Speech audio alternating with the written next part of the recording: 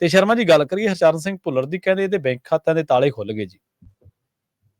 ਪ੍ਰਵੀਨ ਜੀ, ਹਰਚਰਨ ਸਿੰਘ ਭੁੱਲਰ ਲਗਾਤਾਰ ਚਰਚਾ 'ਚ ਨੇ। ਵੈਸੇ ਪਤਾ ਨਹੀਂ ਸੀਬੀਆਈ ਹੁਣ ਰੁਕ ਕੇ ਕੰਮ ਕਰ ਰਹੀ ਹੈ ਜਾਂ ਕਿਹਦੇ ਦਿਸ਼ਾ ਨਿਰਦੇਸ਼ ਨੇ, ਕਿਉਂਕਿ ਆਪਾਂ ਚਾਰਜ ਸ਼ੀਟ ਦੇ ਹਵਾਲੇ ਨਾਲ ਗੱਲ ਵੀ ਕਰ ਰਹੇ ਸੀ ਕਿ ਚਾਰਜ ਸ਼ੀਟ ਦੇ ਵਿੱਚ ਉਹ ਨਾਮ ਲੱਭੇ ਨਹੀਂ ਜਿਹੜੇ ਡਾਇਰੀ ਦੇ ਪੰਨਿਆਂ 'ਚ ਦਰਜ ਸੀ ਜਾਂ ਜਿਹੜੇ ਜਾਂਚ ਪੜਤਾਲ 'ਚ ਪੁੱਛਗਿੱਛ ਸਾਹਮਣੇ ਆ ਰਹੇ ਸੀ, ਜਿਨ੍ਹਾਂ ਦੇ ਨਾਮ ਚੱਲ ਰਹੇ ਸੀ ਸਿਆਸਤਦਾਨਾਂ ਦੇ, ਅਫਸਰਾਂ ਅਧਿਕਾਰੀਆਂ ਦੇ, ਮੌਜੂਦਾ ਸਾਬਕਾ ਦੇ, ਉਹਨਾਂ ਦੀ ਗੱਲ ਕਿਤੇ ਦਬ ਜੇਗੀ। ਪਤਾ ਨਹੀਂ ਹੁਣ ਪਿਤਾ ਨੇ ਸੈਟਿੰਗ ਕਰ ਲਈ ਇਹਨਾਂ ਦੇ ਉੱਪਰ ਜਾ ਕੇ, ਜਾਂ ਮਤਲਬ ਕਿ ਉਹ ਸਾਰਿਆਂ ਨੇ ਸੈਟਿੰਗ ਕਰ ਲਈ ਜਿਨ੍ਹਾਂ ਦੇ ਨਾਮ ਆਉਣ ਦੀ ਚਰਚਾ ਸੀ।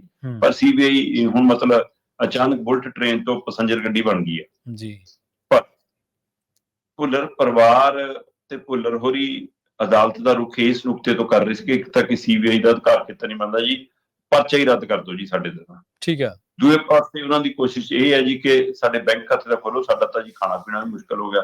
ਮਤਲਬ ਅਗਲੇ ਕਹਿੰਦੇ ਕਿ 7.5 ਕਰੋੜ ਵਾਲੀ ਨਕਦੀ ਵੀ ਸਾਰੀ ਤੁਸੀਂ ਲੈ ਗਏ ਜੀ, ਗਹਿਣਾ ਗੱਟਾ ਵੀ ਤੁਸੀਂ ਲੈ ਗਏ ਜੀ, ਤੇ ਬੈਂਕ ਖਾਤੇ ਸੀਲ ਨੇ ਜੀ, ਫਿਰ ਅਸੀਂ ਘਰ-ਬਾਰ ਕਿਵੇਂ ਚਲਾਉਣਾ।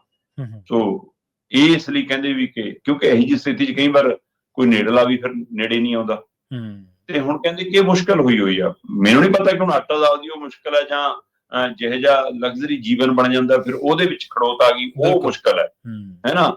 ਤੇ ਇਸ ਲਈ ਉਹਨਾਂ ਨੇ ਬਾਰ-ਬਾਰ ਅਦਾਲਤ ਤੱਕ ਇਹ ਪਹੁੰਚ ਅਪਰੋਚ ਕੀਤੀ ਕਿ ਜਿਹੜੇ 8 ਦੇ ਕਰੀਬ ਖਾਤੇ ਸੀ ਜਿਹੜੇ ਸੀਲ ਕੀਤੇ ਗਏ ਸੀ ਉਹਨਾਂ ਨੂੰ ਖੋਲਿਆ ਜਾਵੇ। ਸੋ ਮੈਨੂੰ ਜਾਣਕਾਰੀ ਮਿਲ ਰਹੀ ਹੈ ਕਿ ਅਦਾਲਤ ਨੇ ਕਿਹਾ ਕਿ ਬੈਂਕ ਅਧਿਕਾਰੀਆਂ ਤੱਕ ਜਾਂਚ ਅਧਿਕਾਰੀ ਪਹੁੰਚ ਕਰਨਗੇ ਤੇ ਉਹਨਾਂ ਦਾ ਸੰਪਰਕ ਕਰਕੇ 5 ਖਾਤੇ ਖੋਲਣ ਦੀ ਇਜਾਜ਼ਤ ਦਿੱਤੀ ਜਾਂਦੀ ਹੈ। ਅੱਛਾ। ਤੇ ਹੁਣ ਇਹਨਾਂ ਦੇ 5 ਖਾਤੇ ਡੀਫਰੀਜ਼ ਹੋ ਗਏ, ਮਤਲਬ ਉਹਨਾਂ ਦੇ ਲੌਕ ਖੁੱਲ ਗਏ, ਸਮਝ ਲਓ ਕਿ ਹੁਣ ਉਹਨਾਂ ਨੂੰ ਆਦਾਨ ਪ੍ਰਦਾਨ ਉਹ 'ਚ ਹੋ ਸਕਦਾ। ਹਾਂ, ਸੀਬੀਆਈ ਨੂੰ ਇਹ ਨਿਰਦੇਸ਼ ਨੇ ਕਿ ਉਹ ਇਹਦੇ ਤੇ ਨਜ਼ਰ ਰੱਖਣਗੇ ਕਿ ਇਹਦੇ ਵਿੱਚੋਂ ਕਿੰਨੇ ਪੈਸੇ ਆਉਂਦੇ ਆ, ਕਿੰਨੇ ਜਾਂਦੇ ਆ, ਕਿੱਥੇ ਜਾਂਦੇ ਆ, ਕਿਵੇਂ ਜਾਂਦੇ ਆ।